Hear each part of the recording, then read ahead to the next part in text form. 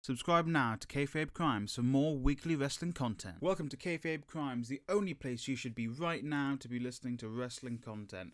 I'm your host, Sully Iqbal, and we're here to talk about NXT UK Takeover Blackpool. That's a mouthful.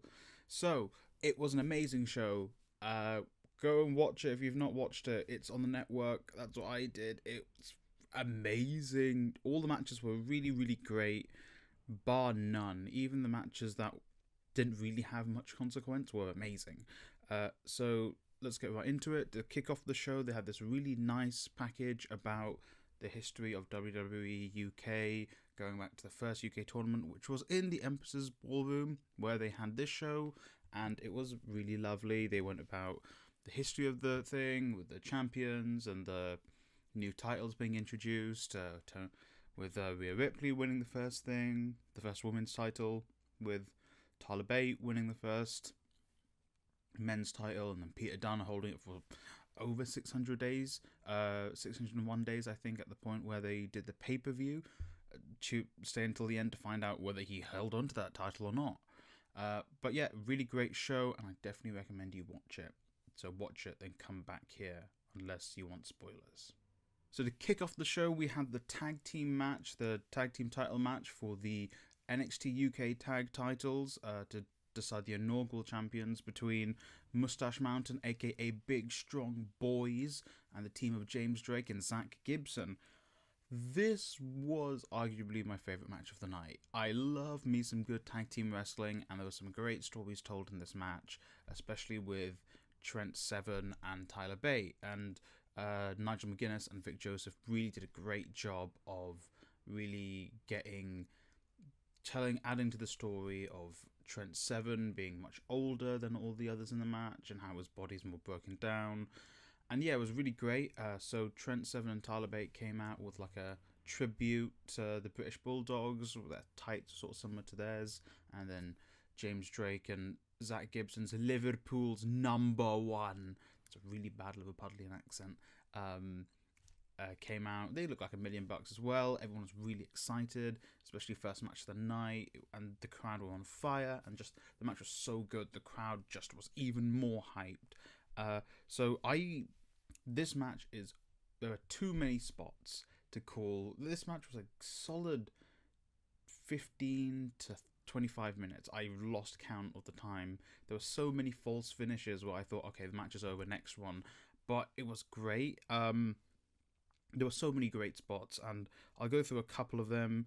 Like, oh god, it's just there was so much. There was Tyler executed this awesome standing shooting star press from the apron to the ground on the outside.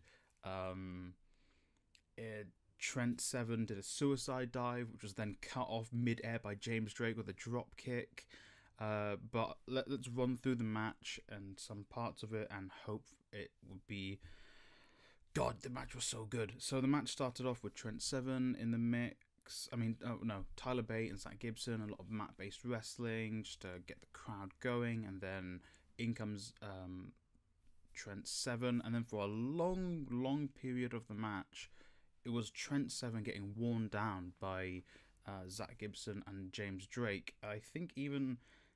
I don't know, they said it looked like a forearm where Trent Seven was hit in the back of the head and he was busted open. His beautiful golden locks were red at the back. It was some Ric Flair shit. It was amazing. But yeah, and then Tyler Bate comes in with a huge hot tag. Obviously, he's the fiery babyface who just explodes all over Gibson and James Drake. The shooting star press on the outside. It was amazing. And it was... At this point, you thought the match was over, because he tags in Trenty Locks, which I'm like, this dude is really hurt. Why are you tagging him? Okay, that's my one thing with this match. Tyler Bate kept on tagging in Trent Seven very frequently when Trent Seven was very obviously hurt. He should not have been tagged in all those times. But Trent Seven hits a burning hammer, like an inverted burning hammer, so it wasn't a proper one, which I guess is why they got away with it. I know WWE doesn't like burning hammers. And but James Drake kicks out, and I'm like, I thought James Drake was in this match to eat the pin. Obviously he wasn't.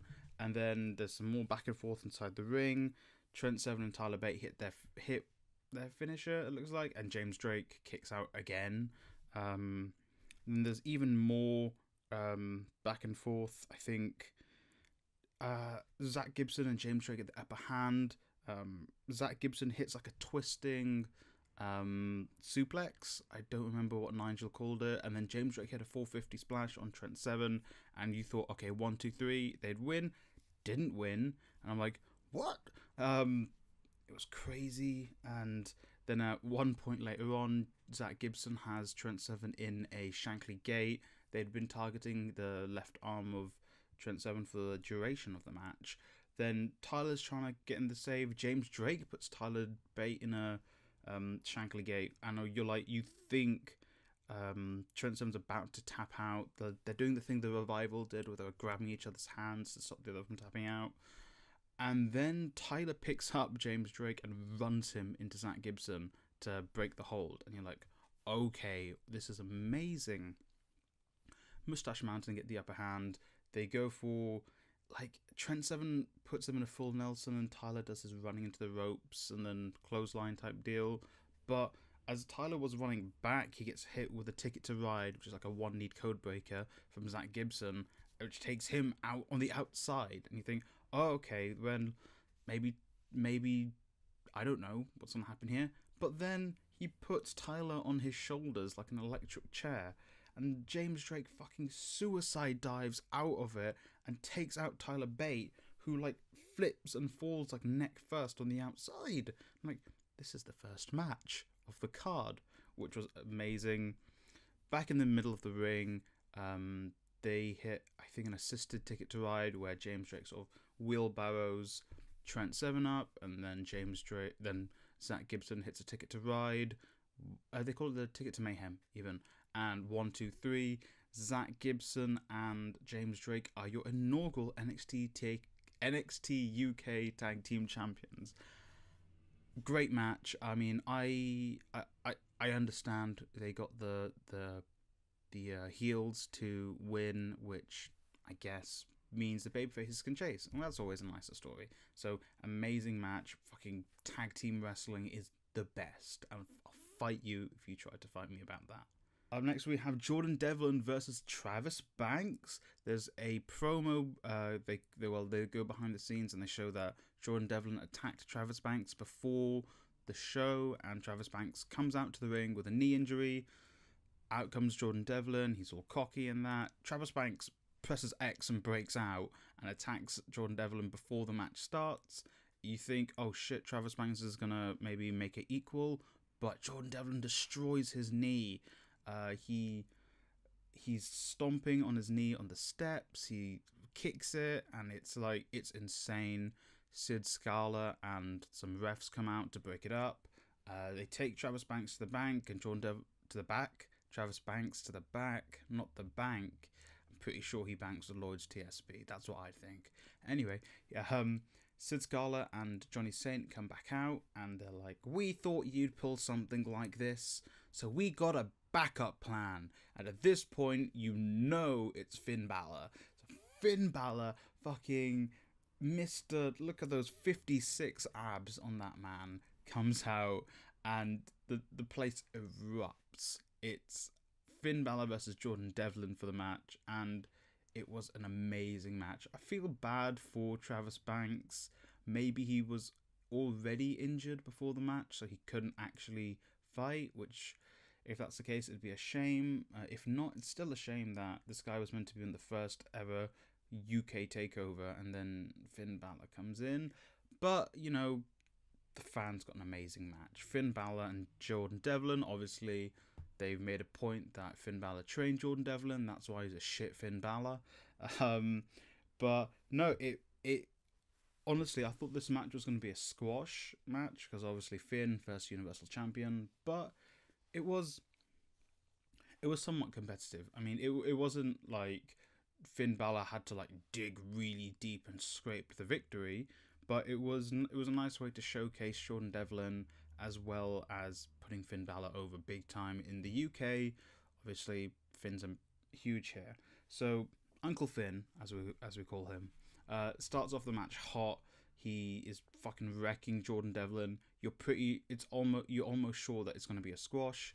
Then Jordan Devlin uses underhanded tactics. He kicks the rope as Finn's trying to come back into the ring. Sort of, it's meant to look like it hits Finn in the crotch, but it looked like it hit his leg, so it was a bit, but no, Finn is then on the the defense at that point. Finn Balor tries to go to the top rope. Jordan Devlin just drop kicks him off the top rope. It's pretty awesome. And then they have like a chop party. They're chopping each other in all the corners, and we're just like, ooh, someone's chest is going to be red. And then Jordan Devlin sort of gets the upper hand. He hits like this cool uranagi, followed by a standing moonsault, which got a 2 count.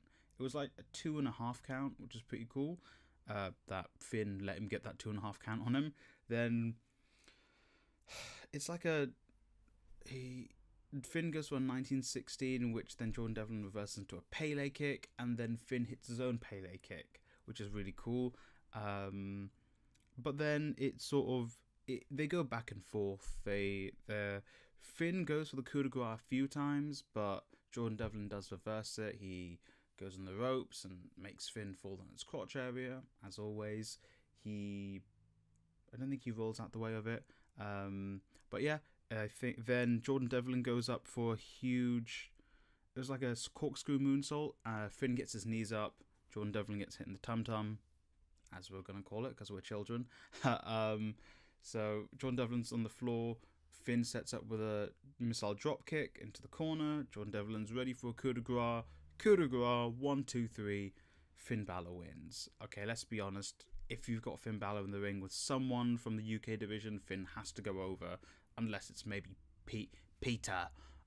But it was a great match, and it was a nice way to showcase Jordan Devlin and to keep on telling the story of Jordan Devlin and Finn Balor, which, hopefully it's going to get Devlin more over as a heel. So more heel heat? I don't know. But it was a great match. Up next, we have the weirdest match of the night. We've got Eddie Dennis versus Dave Mastiff.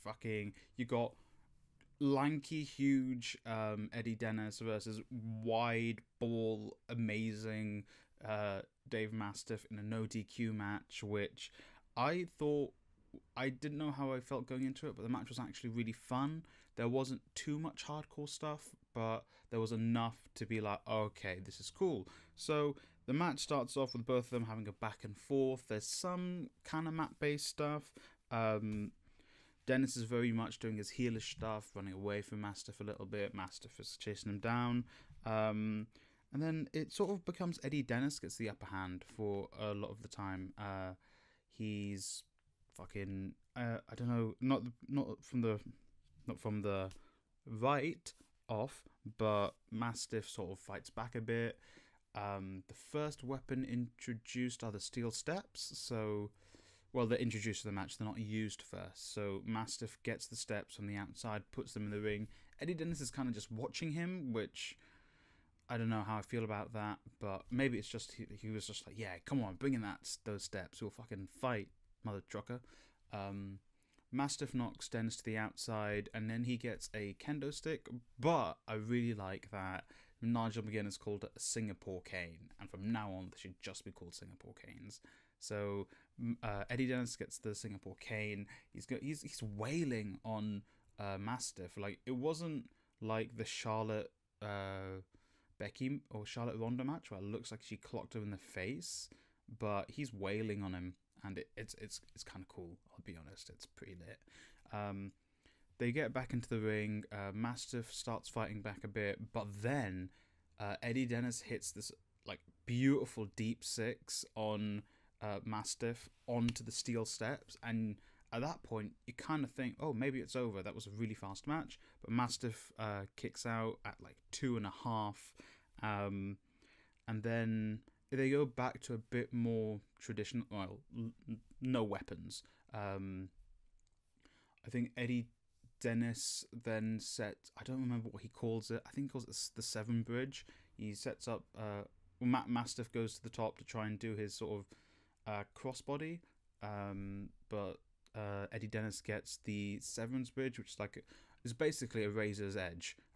He picks him up.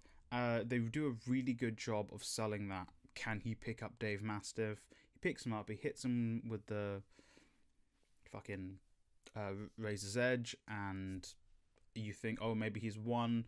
No, Dave Mastiff kicks out. Eddie Dennis goes outside. He gets a chair, and also he pulls up the mat, which usually the ground looks like it's concrete. This time was very clearly like wooden stage flooring, which it was still pretty cool. It looked almost marbly as well, so that comes into play later. Eddie Dennis wails on Mastiff a few times with the chair, and Mastiff sort of rolls out of the ring. Mastiff then hits Eddie Dennis with a rolling, I don't know what Ninja called it. I think I'd call it like a rolling Samoan drop forward, followed by his like big lad senton, which just squishes, literally squashes Eddie Dennis. He throws him back in the ring. Eddie Dennis kicks out. Dennis rolls out of the ring, whilst Mastiff, I think, is recovering, and he brings a table in. He sets it up in the corner, but it's not set up all the way. It's kind of slanted on the second turnbuckle, so it's kind of obvious what's going to happen later. But, well, I mean, they both have opportunities to use that with their finishers. Eddie Dennis sort of is beating up Mastiff in the corner. I think Mastiff does manage to get off his springboard crossbody, which is pretty cool for such a big guy. Eddie Dennis is then sort of staggering. He gets up, he's leaning against the table, and then Mastiff does his cannonball through the table, which is pretty cool, and then he picks up the win on Eddie Dennis. It's, again, actually a really good match. They're so big. I wasn't sure how good it would be, but it was really fun, and the stipulation really added to the tension and the drama of the match. Up next, we have the second last match, and the only women's match on the card. Rhea Ripley, the champion, defending her title against Mae Young Classic winner Toni Storm. The two Aussie lasses, if you will, they're awesome. I watched their the match for the inaugural title holder live, and it was dope, and this match was also really great. I don't know, maybe I preferred the first match because I was there and I was in the moment, but this match was really good as well. So it starts off with Rhea Ripley being very heelish. She's running away from Toni. Toni kicks her off with cuts her off with this awesome suicide dive. But then Toni really starts selling her lower back, which was the story in the last match where Toni just hurt her lower back and couldn't hit the Storm Zero. And honestly, from that point on, it's really great that for the whole rest of the match, Rhea Ripley was targeting Toni's lower back, and that's really great wrestling, I think, when instead of I'll do something a little bit to hurt where they're hurt, but Rhea Ripley really went for it for the whole of the match. It was like she started doing some wear down submissions, like not a sleeper hold, but like body scissors to hurt the lower back and abdominal section. She really wore down Toni Storm, and Toni did really well at playing that baby face who was not going to give up. For example, and then for a good chunk of the match, Toni is on the back foot compared to Rhea Ripley, and then Toni hits this awesome headbutt just out of nowhere. I think Rhea's going for a off the ropes for like a big boot. Toni just whacks her in the face with a headbutt. It is amazing. And then sort of it's a little bit more back and forth from that point on. They do this really nice spot where they're just it's a thing that The Rock and Stone Cold used to do, where it was a punch each, and then they just got faster and faster and faster, and then just were headbutting each other, which I guess did come into play in the men's title match, but it was really great in the women's title match as well. Toni is then in a cloverleaf, Nigel McGuinness is great because he knows all the names. She puts her in a inverted Texas cloverleaf, and that's really working Toni's back, and she's in that for a good while, for a good minute, maybe two, and she's just crawling to the rope. Rhea pulls her back. You think, oh, Tony's got to give up at this point. No, she like rolls under Rhea, pulls her out, gets her in an ankle lock, which I think is awesome. But Rhea gets to the rope, and then it's sort of the climax of the match. They're just hitting their finishers. I think Rhea Ripley gets one riptide off. It's 2.5. Tony gets out. Then very soon after, Tony hits a Storm Zero, another 2.5. It's like, oh my god, what's happening? The two both get up, they're fighting. Rhea gets the upper hand. She's about to hit a riptide, and then Tony reverses it. She like slips off the back, grabs Rhea by the hair, pulls her down. Storm Zero, 1, 2, 3. She picks up the NXT UK Women's title, which I'm really happy. I think it would be weird for Rhea Ripley to have kept the title because there's no one really on Tony's level at the moment. They're still building up Jenny and Xia Brookside and oh gosh, I've forgotten the names of any other competitors. But they're still building them up, and at this point I think it'd be nice to have, I don't know when the next UK Takeover is going to be, but it'd be nice to have now Rhea Ripley chasing Tony for the title, and they can like hot potato the title a little bit whilst they build up the other women's competitors. So really great match and a really great showcase for women's wrestling. And finally, we have the main event: Peter versus Joe Coffey of Gallus for the WWE UK Championship, which is weird they don't call it the NXT UK Championship. I guess they named it before they called it NXT UK. Really, really awesome match. Like, I didn't know how I'd feel about it just because Joe Coffey's really big and I've only ever seen Pete Dunne fight people his size, personally. He's probably fought guys way bigger than him, but I've just not seen it personally. But it was awesome. Like, Joe Coffey is really, really good. I've only seen him in WCPW, and he was... I didn't really watch it a lot, but this match was amazing. Just a good blend of mat-based, very British wrestling, and then a lot of like strong, higher spots wrestling, and it was awesome. Honestly, I have like 2 pages of notes for this match, and I could just sit here and just read through them, but it wouldn't do the match justice. I was just writing down all the big spots, and that's 2 pages of big spots. So I'll just I guess I'll just go through some of the key ones that stuck out to me. The match entrances. Oh, I feel really bad for Wolfgang because he came out. He was all like hyper, and he came out with Mark Coffey. They were dressed very dapperly for Joe Coffey to come out between them, and I think Wolfgang is just too excited compared to Mark Coffey, who just looked like he was trying to calm him down a little bit. I thought Gallus would stay at ringside. They didn't. I like that, to be honest. I like that it was just a very clean match. And just before the match, Gallus didn't come out at all, and I think that's something they should keep up with the UK division, that these matches are about the wrestling. I mean, you can tell a story just in the ring. You don't need to have these dusty finishes and stuff to prolong storylines. It should just be, you've got a storyline, it's going to end after 1 or 2 takeover matches or a big match on TV and then a takeover match. I think that's perfect, and I really like the way they're doing it. It's a very not main roster way of doing stuff. So yeah, the match begins with a lot of mat-based wrestling. I put yummy joint manipulation, and it was yummy to watch. It made me very excited. And then for a good chunk of the match, Joe Coffey even has the upper hand. He's really working over Peter. And I think fairly early on, Peter starts selling his lower back, and that becomes really important to the match.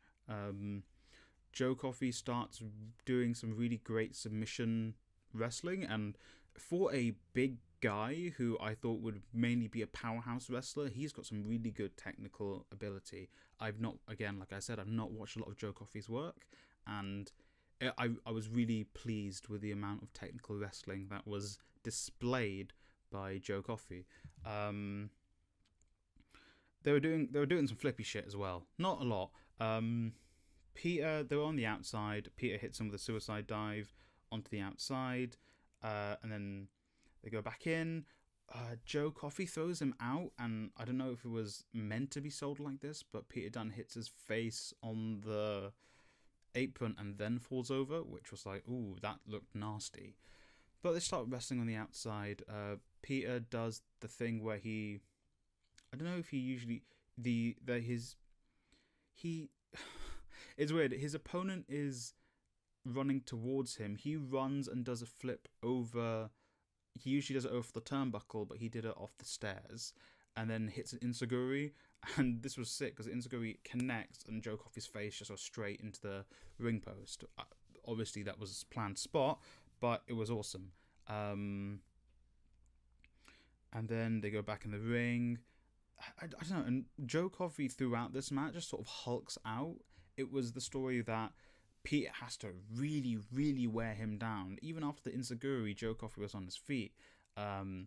He hits him. I think someone hits him with a pop up body slam on the ropes. So like, it's like he threw Peter into the ropes. He comes back. He throws in the air and hits him with a body slam.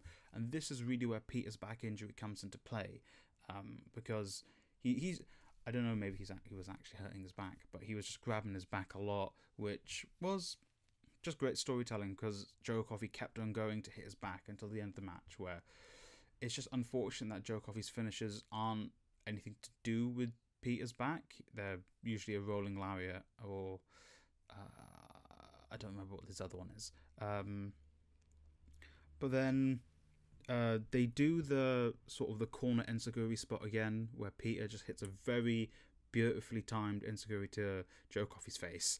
And yeah, but then again, like I said, Joe Coffey just keeps on coming back for more.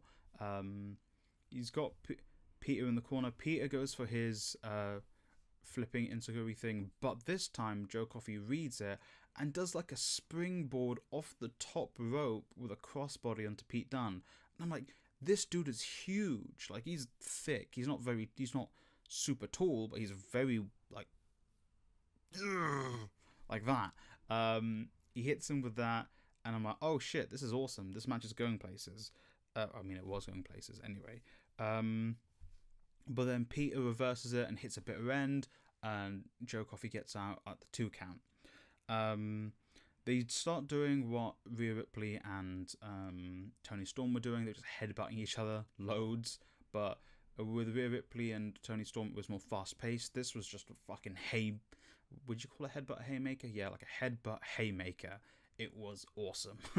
And then they start to slow down a bit more. You can tell they're they're tired.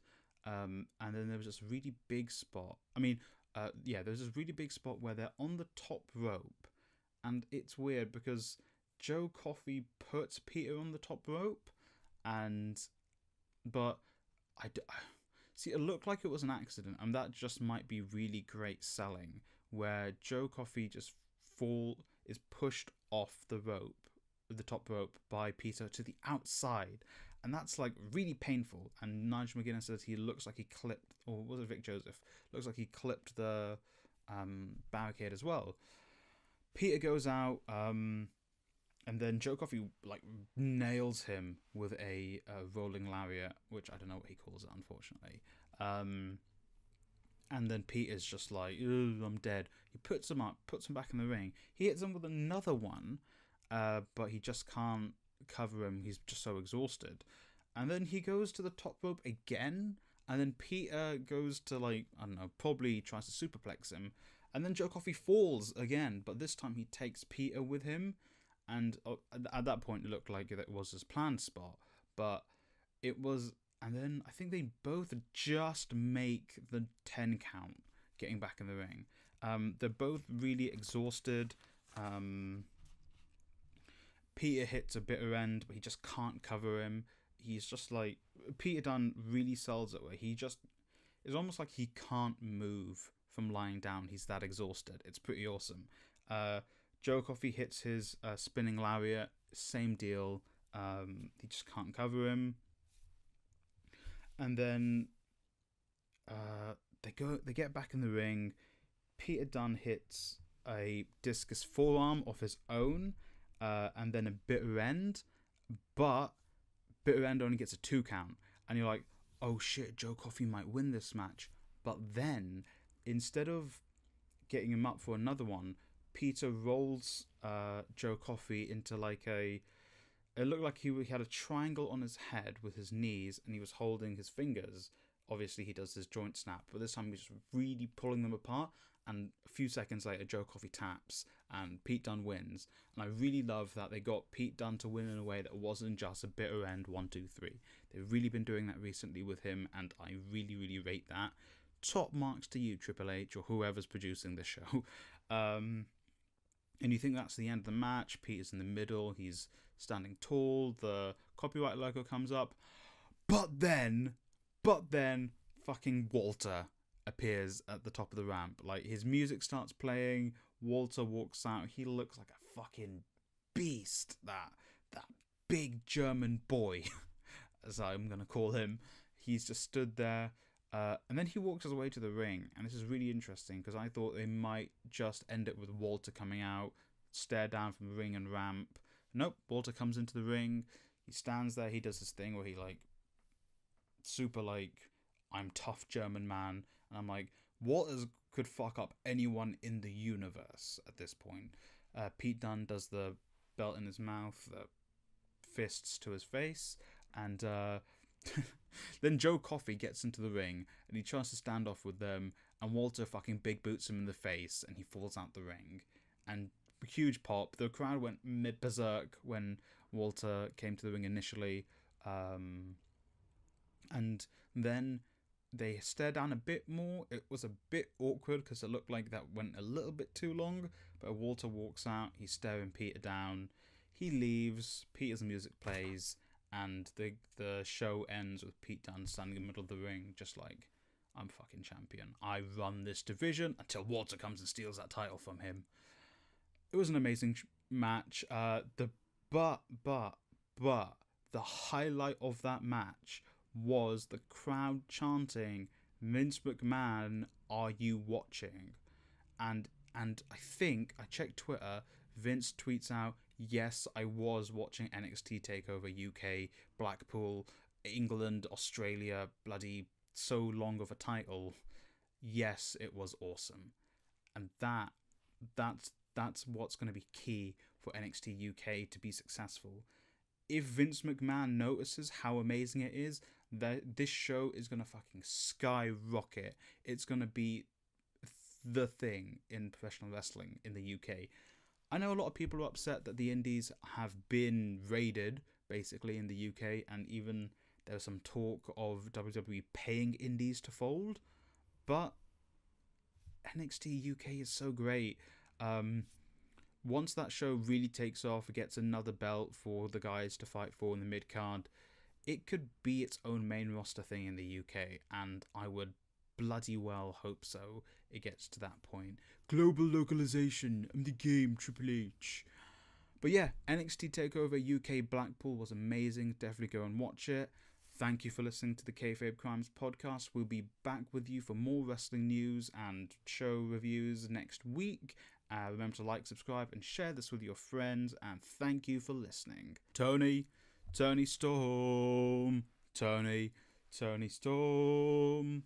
Tony Storm. Tony Storm.